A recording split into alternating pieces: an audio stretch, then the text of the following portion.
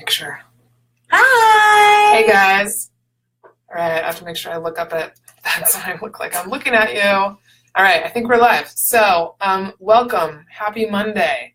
Hope everybody's doing well. We're going to launch right into this, and for those of you that have less patience, I wanted to make sure and mention some of these things at the beginning. So, my name is Margaret Smith. I'm the Director of Operations for Pickett Properties.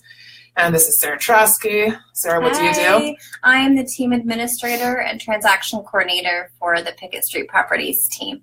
So together we call ourselves Command Central for Pickett Street Properties, powered by Pickett Street.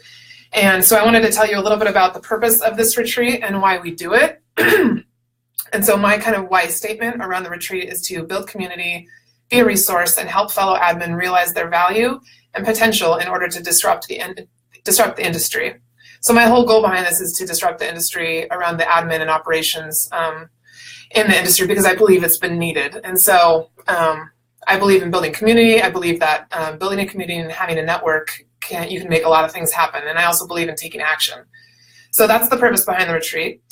A lot of agents that might be watching, you want to know what the tangible takeaways are. What is your admin going to walk away with from this retreat? And so some of those I wanted to mention is you may not realize how important it is to have 26 new connections around the country, but admin are actually really good at networking. And when you put them in a situation where they get to talk one-on-one with people, even if they're introverted, they will. And so last year at the first retreat, I met Bridget. So this is just one example, Bridget and Curtis out of Oklahoma. And I loved Bridget. I thought she was awesome, got to know her more throughout the year. And when I realized there was some way that I might be able to help them, I was actually able to refer her and Curtis to an agent in the area who works with investors.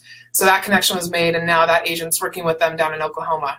So things like that happen. So that's a tangible for sure. When you think about, we have people from teams that with one agent all the way to people that are helping agents run multiple companies. So the connections are vast. The masterminding time, we actually got time to talk about client events. What are things people have done? We shared outlines, we shared ideas. We talked about concerns or issues they may be having with their mega or rainmaker and how to work through those. And then we also, we all are open to talking to each other through things like fierce conversations that they're having. So being able to have your admin call up someone, maybe they're on the East Coast and they want to call Sarah up and talk about, hey, what was this conversation like with Margaret or with Jesse that you had to have? That's invaluable. Access to high-level speakers. I don't even know that I need to really explain what it's like to be able to have Monique Helstrom's cell phone number and email. I don't know. Do you need me to put a price on that? Because there was a price to get Monique there. And so now all 27 of us have her cell phone number and her email address. Hey, Olivia. Hey, Dana. So we can actually call Monique up. Monique is the chief of Simon Sinek, who's an international speaker. So I don't know. I don't even need to explain that one. That's another tangible. Some of the intangibles are confidence building, empowerment feeling valued, and again, community. And those are things that are intangible, and it's hard to put a number to that or what that means. But all I can tell you is that all 27 of us left that retreat feeling empowered to take action. And for me, like Olivia, I agree that taking action is probably what I love to see the most. And so we have a private Facebook group that I started for this retreat where we all get to connect, and that was how we got the logistics out. But now it's a place where we get to encourage each other and keep ourselves accountable to what we agreed to do. Mm-hmm. And I think taking action is one of the ways that we are going to disrupt the industry. So for those of you that have less patience, that's the purpose of the retreat. Again, build community, be a resource, help fellow admin realize their value and potential in order to disrupt the industry. And then those are some of the tangible intangibles. So what I want to say right from the beginning here is, if you want more information, leave your email in the comments. And then if you have a connection for Sarah or I that you think might be valuable for this retreat next year, please PM us or leave your email in the comments too, because we're going to plan this retreat further out in advance to help people that attend be more prepared, and then also to get some higher level speakers even beyond Monique. Monique was amazing. So we're looking at people like Brene Brown, Gary Vaynerchuk, maybe their assistants. We're just shooting for the stars, basically. And if anybody has connections to James Franco, that would be a plus. Sarah would love you forever. So I'm serious about that. If you have, I totally believe in networking, and that's how I've like gotten connections in the speakers for this year's retreat and last year. So if you have someone who knows someone who knows someone who knows someone, I want that first person's number, and I will absolutely call them and take action on that and make it happen. So Dana, Amal Clooney, absolutely. Let's do it. So that's what we wanted to start off with right off the bat, is to give you people that might have less patience, the point of the retreat, the tangible and intangibles, and then some action items. So if you know someone who knows someone, please reach out to me, okay? So now Sarah and I are just going to go through basically the timeline of what happened at the retreat, each step of the way, to give you guys that haven't come before an idea of what happens and why we do what we do. So Sarah, do you want to start us off with how we opened the retreat? Yes. So we started off the retreat with a silent staring experience. So everybody was provided instructions when they arrived at the lodge that said to go into the room silently, pick a partner that they didn't know, and begin staring into their left eye. Now, can you imagine for a minute, let's just do it for a second, what that's like for 10 minutes?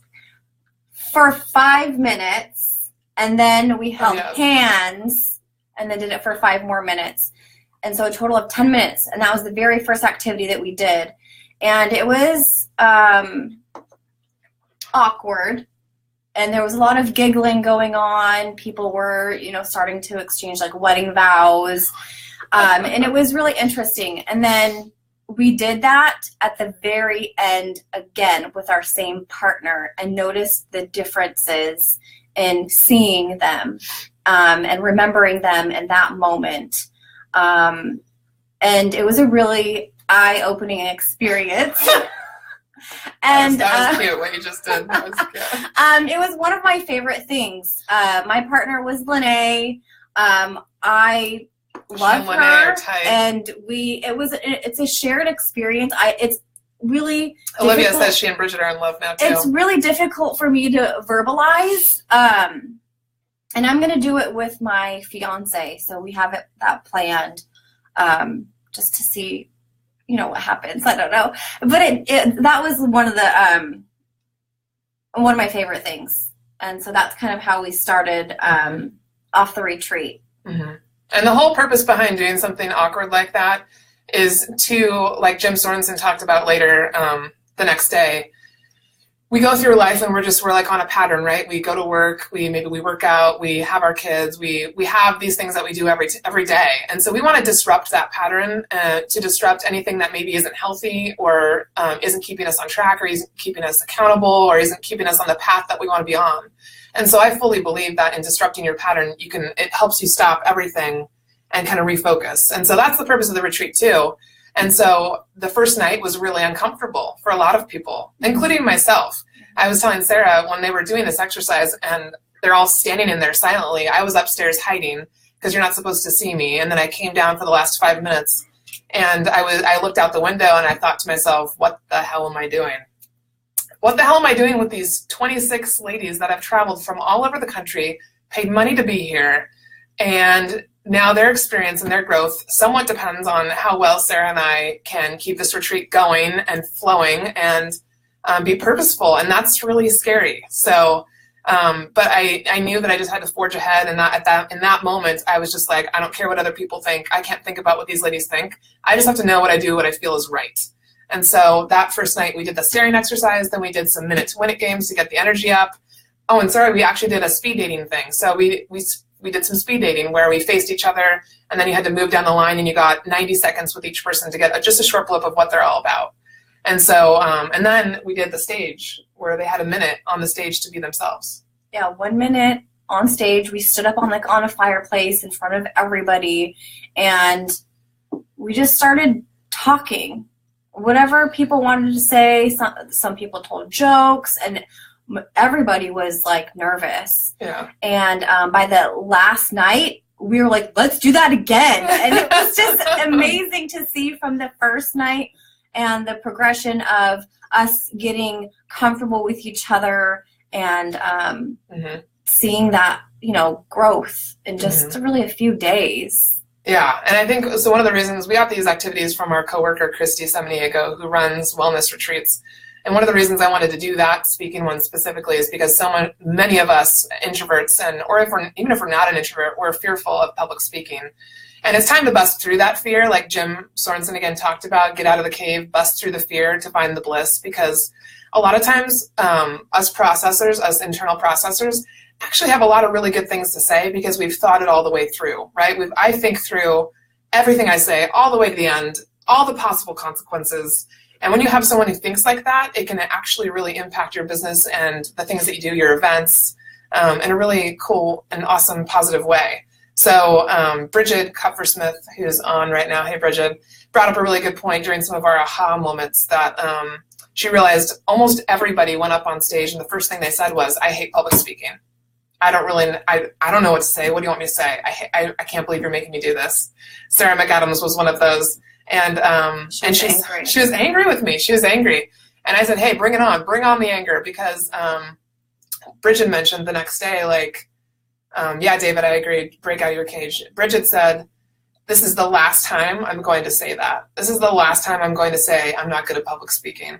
And I loved that feedback. I loved hearing that because I think a lot of times you just have to decide, that's the last time I'm going to say that. Next time I'm not saying it. I'm just going to start out with confidence and move from there. Mm-hmm. So despite how uncomfortable it made a lot of people, and believe me, in their evaluations that they got and filled out for me at the end, quite a few people said, how about we just ease into those uncomfortable activities the first night?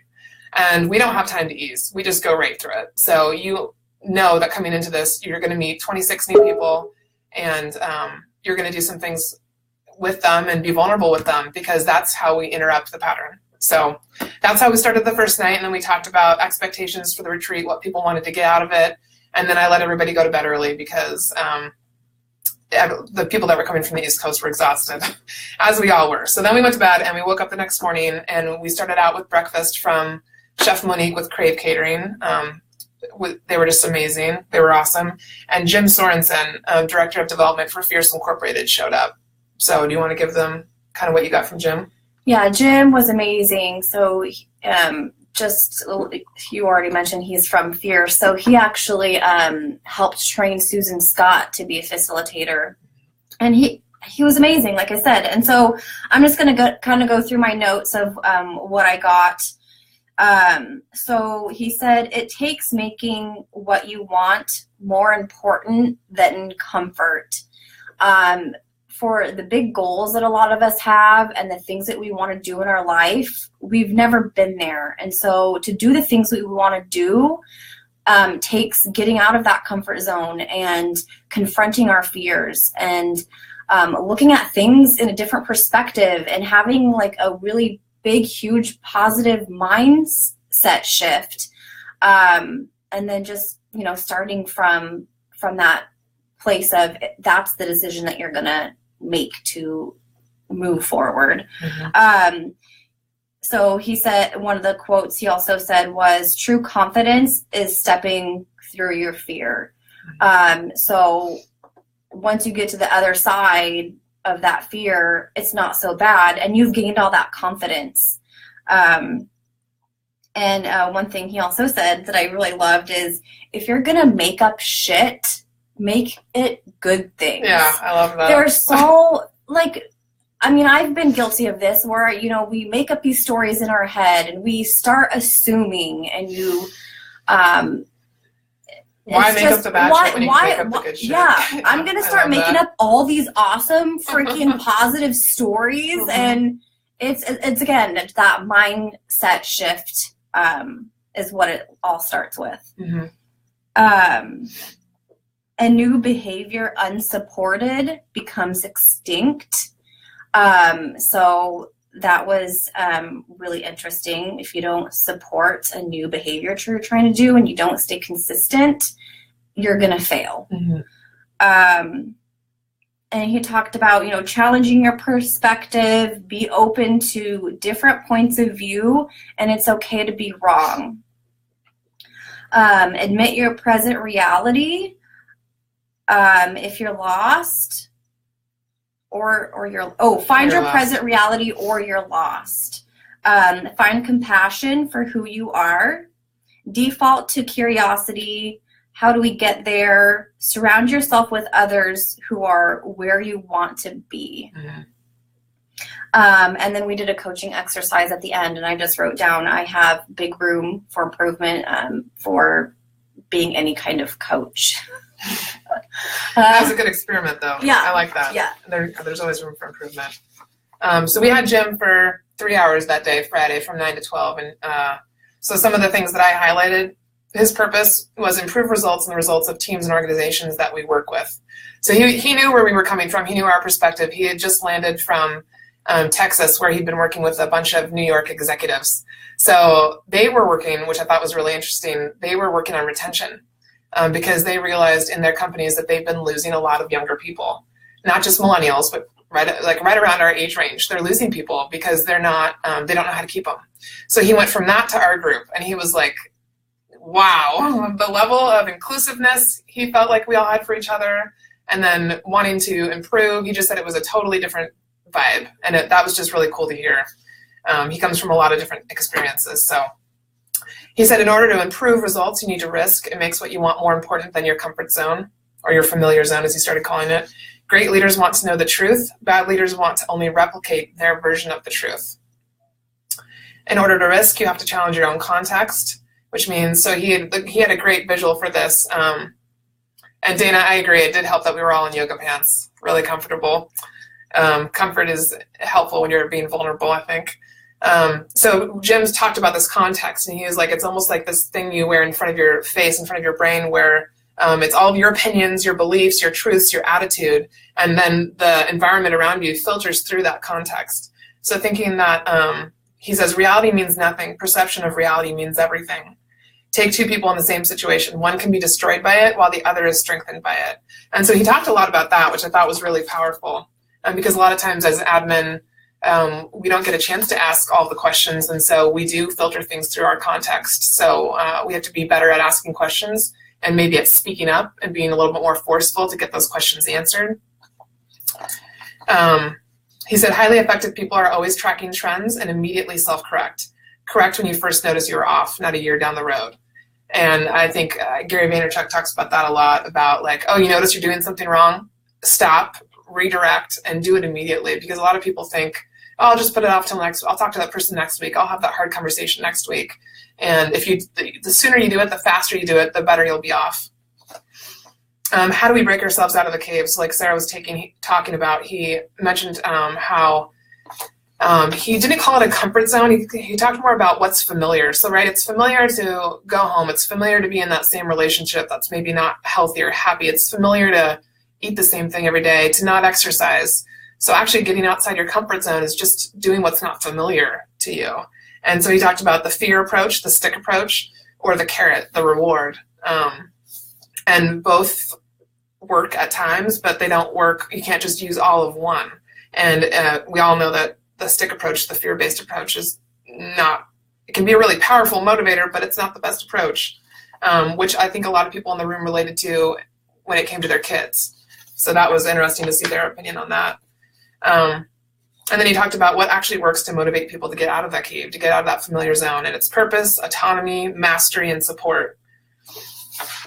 And then the last thing that he talked about that I really felt like a lot of us connected with was how people think differently. Internal processors are made to feel that if they do not have an answer immediately, that they are dumb or unworthy. So I'm an internal processor, and you can be an introvert and be an external processor, like Jim is. But I'm an introvert, and I'm also an internal processor. So when you give me an idea, I oftentimes have to think about it for a couple days to really get you my most thoughtful answer. Whereas external processors like Jim, he'll immediately say, okay, this is my first thought. And he'll process verbally to get it all out. And so for us, I think anybody in business needs to know if they're external or internal, because I didn't realize how much of an impact that can have. And so Jesse, for example, is an external processor. And so he verbalizes everything. And I thought a lot of it meant take action now, because that's what I do, is take action, right? And then I didn't realize until probably a year or two in, oh, he's just processing. We're not actually going to do this thing right now. And so, and it was good for him to learn too what it's like for an internal processor, because he would want to hear right now what's going on, what's wrong, let's talk about it. And that's not always the best time for me. And not because I wish I could. I don't want to hold off on conversations sometimes, but It's actually, I just can't do it. So those are some of our things from Jim. Just a great guy. Like, I think it was just, his talk was super powerful. So, but let's move on to Monique.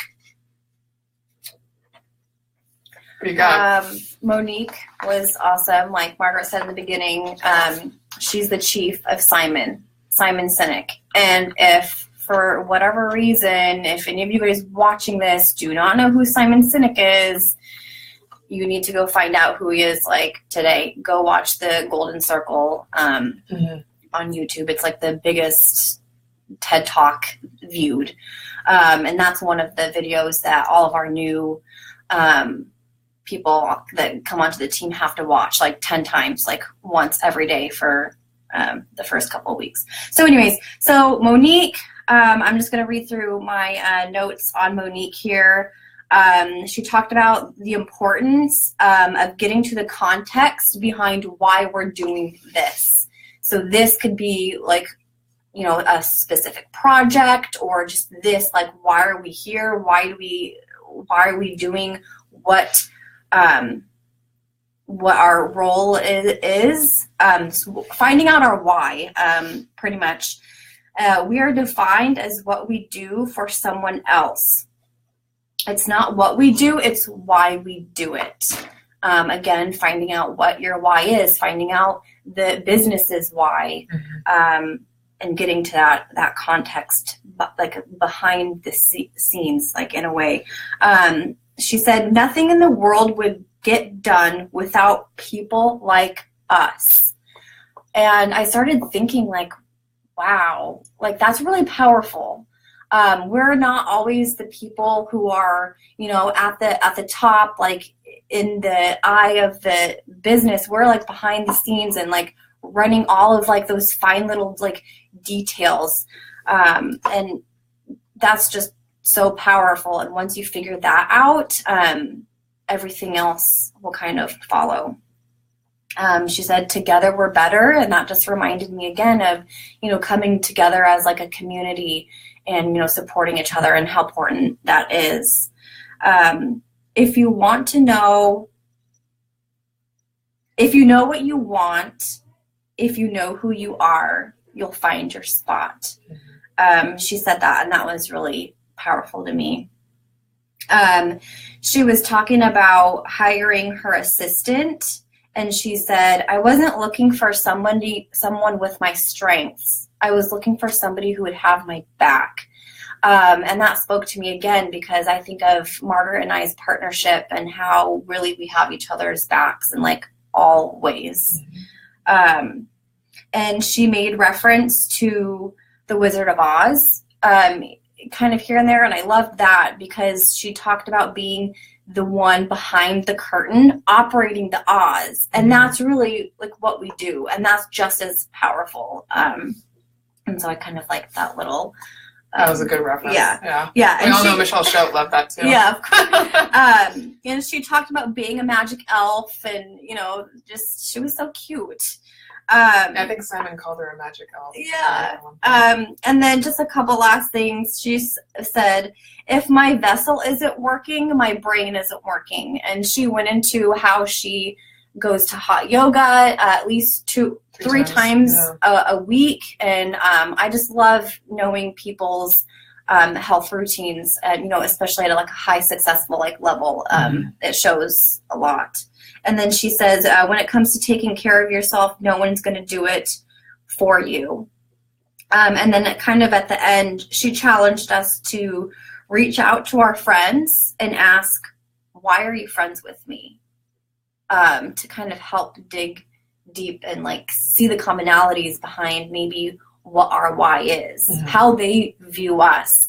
And if we don't view ourselves the same way that our friends are viewing us, why is there a difference in that perception? And so that kind of really resonated with me. And so I of course reached out to some people and asked, and it's nice hearing back. I thought it was interesting that Monique told us to do that, Stacy told us to do that, and Augustina.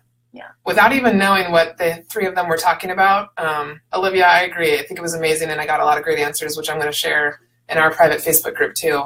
And how you make your friends feel. So I think Dana, like the opportunity that gave me was to respond to my friends with why I'm friends with them and what my 3 words are for them, which they were all like, oh my gosh, this is so cool. We've never done this before. You don't think about doing that kind of stuff in regular everyday life. Monique totally spoke to me, and she brought a friend of hers, Amy, along. Amy, if you're watching, hi. Which was really cool. I was sitting in the back of the room listening to her talking to Amy at the same time afterwards. And for those of you, if you don't know Monique's story, if you go to YouTube and Google and go to Simon Sinek, Monique Helstrom, you'll see a conversation of theirs that they had on a podcast all about their strategic partnership. So listen to that. She talks about how she owned an organizational company, and basically Simon hired her to come and organize his home. And when she showed up, she had a little tool belt on with like some measuring tape and a clipboard with different colored pens. And he looked at her like she had 3 heads. And he was like, will you do this for my entire life? And she was like, well, what does that mean? And this was before his TED Talk, before anything really blew up and got big. But it was just, I thought, I love hearing the story of how people got to where they're at, because you never know what's going to bring you to something new. Mm-hmm. And so something that she said that really stuck with me and I think spoke to me a lot was, doesn't matter how much external validation you get. If you don't value yourself, it won't matter. And so she was talking about how she was standing in the back of the room after she just organized this event for Simon. And she was like, oh, look at this event. It's so awesome. It's so beautiful. It all went just seamlessly. You know, we got a bunch of people here. It was so great. And Simon didn't say like good job or anything at the end. He didn't affirm her. He didn't validate her. And she just said in the end, the first 2 years was really hard for them getting to work their partnership out together. And I relate a lot to that. Jesse and I talk openly about the things that we struggled with the first 2 years and when I was new to the business. And so I felt so in line with what Monique was saying, because it doesn't matter how many times Jesse or anybody else in my life says, Margaret, you're doing such a great job. If I don't believe in myself and I don't feel good about myself and I don't love myself, none of it matters. And so that just really rang true to me. So Monique's why is to execute on the unique things that make others feel loved, supported, and safe. And I loved hearing her why. And if you read her bio, that I posted before the retreat, it talks a little bit more about that and what that means to her. And I think it just really, it spoke so well to what this retreat was all about for us, and what we're all trying to do in our roles. She said, leadership and authority are entirely different. You do not have to be an owner of a company to be a leader. All you have to do is take care of the people around you and help them to be supported in order to be a leader. And I don't know that a lot of people that were there or are in the admin role or operations role in this industry or any industry really realize how powerful they can be. And that was one of my goals for this retreat, is to help people understand how powerful they are, because you don't have to be the owner. And a lot of times not being the owner is a really awesome thing. That's a lot less, right? It's less on the shoulders. I have an ownership mentality, so I think like the owner, but ultimately I'm not the owner. And so that does not mean that I can't be a leader in the industry or in this business, though. And doesn't mean that Sarah can't be a leader or that anybody else on the team can't be a leader. And I think it's just up to you to decide that.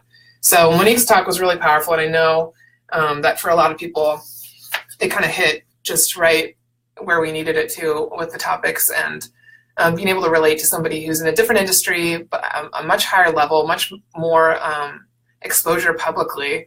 So it was awesome. So 45 minutes of her talk was just telling her story, and then the last hour and 15 minutes was us peppering her with questions from all over the board. Anything you can think about, her habits, Simon's habits.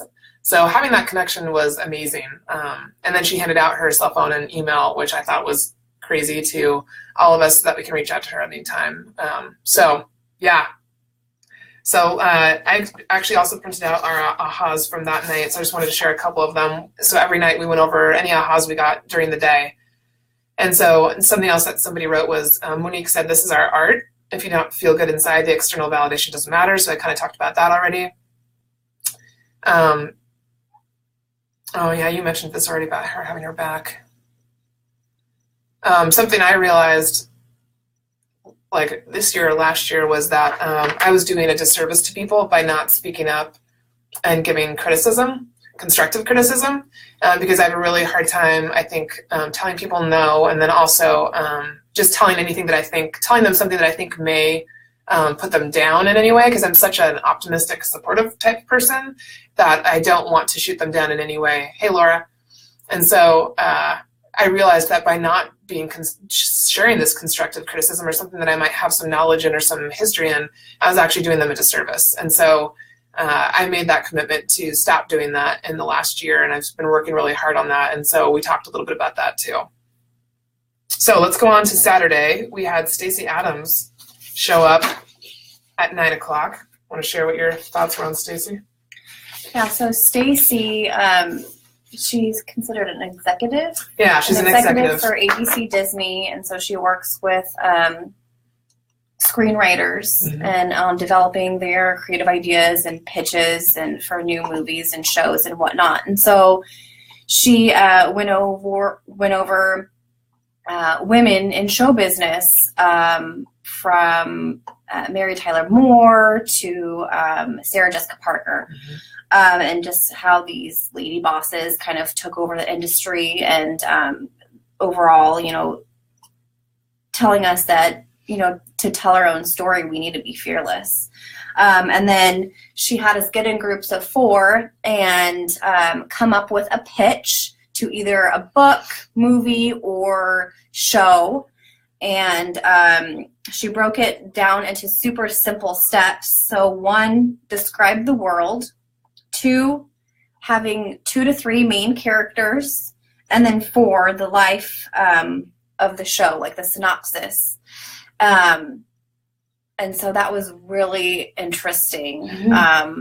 Just kind of hearing everybody's ideas and getting those creative juices flowing was really empowering. It was a really cool. It was a cool experience, and I'm obsessed about my idea, and everybody's obsessed about your show. Like Margaret's living out her own show. Oh my gosh! For all of us. Yeah. Well, and so one of the groups that pitched, so they all had to pitch to Stacey and I, pitched their idea, and then we gave them feedback. And so, so just so you guys know, the essence behind doing this is that a lot of times I don't think leaders, especially in this industry, we're so focused on the business in the now, right? Which is super important and definitely a priority. However, if we don't give people the creative time or the ability to be creative, you're often missing out on a lot of hidden talents. And so the groups, when they grouped up and they presented to us, I was super impressed, as was Stacey, with the ideas that they came forth with. Some people that, you wouldn't even know what's going on in that head or what they've done and what experiences they're pulling on. They pitched ideas about TV shows that I would not be surprised if Stacey acted on. So this was just an encouragement, I think, for team leaders, agents out there that have companies, have teams of people, build some creative time, whether it be into the month or into your retreat or maybe a quarterly thing. Build some time for some brainstorming sessions, because I think you'd be surprised at what comes out of that. So I liked Stacey from the moment I met her, and this was a connection I got through our designated broker, his wife, from her. And so, again, it's one of those things where if you network and you ask people for connections, it'll be surprising what happened. But Stacey is just an amazing soul, and she helps people all the time, people that are in search for a new career. She's helped through writing, so she runs writing workshops beyond what she does. She helped the writers on The Big Bang Theory, Criminal Minds, CSI, things like that. So she's got some really good experiences, and her focus during this time was really just to help us flex our creative muscles. So one of the groups came and pitched a story for a TV series about my life. And it was based on a character named Maddie and her gay friend Jay. And it was hysterical. So the things that came out of that group just blew my mind. It was so funny. So Stacey was really good at, again, reminding us kind of what we're capable of. And then we had Augustina DiMartina. So she's a photographer out of Everett, Washington that I met at a Boss Babe event with Michelle Thompson at Strawberry Revolution. So Augustina has her own company, and she was coming to do our headshots. And I said to her, because I knew that she's working on getting out of her comfort zone. And the photography industry, for those of you that don't know, is really fierce.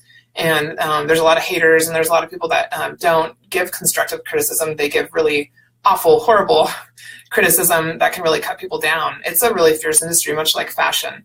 Art can be really fierce. And so I encouraged her to come up with a talk. So she talked for about 30 minutes on Saturday at lunchtime before her second session with headshots. And she talked about being an out-of-the-box professional.